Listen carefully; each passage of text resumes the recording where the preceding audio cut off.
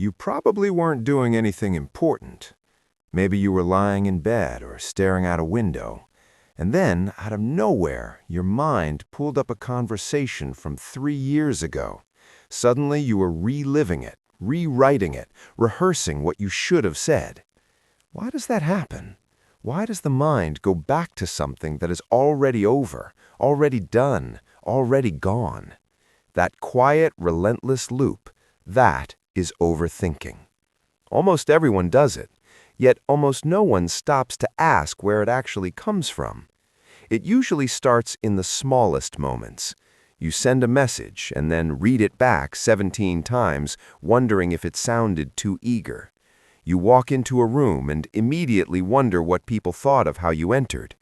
You replay a disagreement from last Tuesday, not because you want to, but because your mind simply will not let it go. It keeps returning to the scene like it forgot something, like it's searching for a different ending.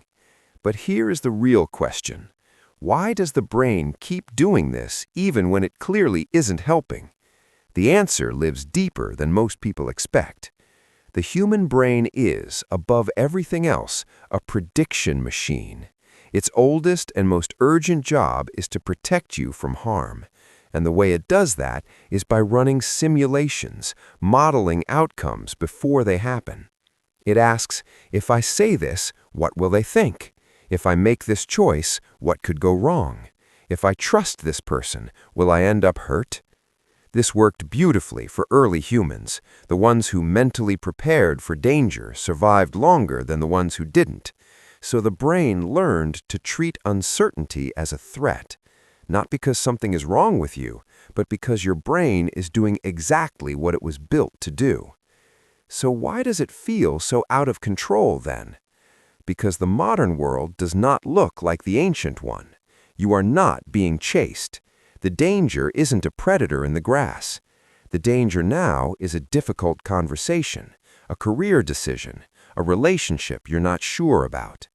But your brain still responds the same old way. Same urgency, same alarm, same relentless analysis, even when none of it is actually life or death. And underneath all that thinking, there is an emotional truth most people never look at. What if overthinking isn't really about finding answers? What if it's actually about avoiding pain? That is closer to the real story. When you replay a situation over and over, part of you believes something. It believes that if you think about it long enough, you can prevent being hurt again. If you can figure out exactly what went wrong, rejection won't catch you off guard next time. If you can predict every possible outcome, failure won't have anywhere to hide. The thinking feels productive. It feels like effort, like progress. But most of the time, it is just fear wearing the costume of logic. And what does all that fear actually do to your decisions? It freezes them. Overthinking doesn't solve problems, it delays them. It creates doubt in spaces where clarity could live. It trains your mind, slowly and quietly, to see risk in everything, including things that were never dangerous at all. The longer you stay in the loop, the harder it becomes to trust your own judgment. And that is the real cost. So what can you actually do about it? The shift is not about thinking less, it is about thinking differently. Ask yourself honestly, is there anything I can do about this right now? If yes, do it. If no, the thought has nothing real to offer you in this moment. You are allowed to put it down. Practical thinking stays grounded in what is certain. It asks, what is the one small step forward? It doesn't need a perfect answer. It just needs a true one. And why does any of this even matter to understand? Because when you see the mechanism clearly, you stop fighting yourself. You stop calling yourself broken.